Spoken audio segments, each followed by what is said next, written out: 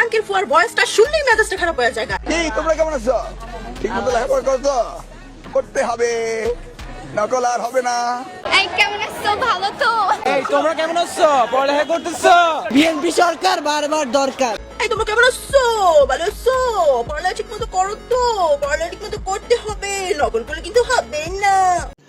রুকো যারা, সবার করো। নকল তো কি দিয়ে বলে দিব আঙ্কেল ফুয়া।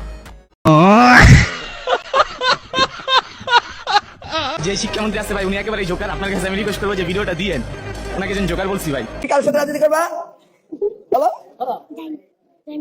জাইমা রহমানের সাথে নাকি? কোন ধরনের ডেসপিকেবল মাদারচোদ আপনাদেরকে চালায় একবার চিন্তা করুন। ভাই তাকে পরোয়া করি না, নকল আনি নাই ভাই, কখনো নকল করি নাই, আর এবার করার মনে করতেছি না। সাইলেন্ট এক্সপ্লের একটা কথা বলছে না, শুধু শুধু এইগুলো করে আমাদেরকে ভয় দেখা দিব না। আমরা আল্লাহ ছাড়া কাউকে ভয় পাই না।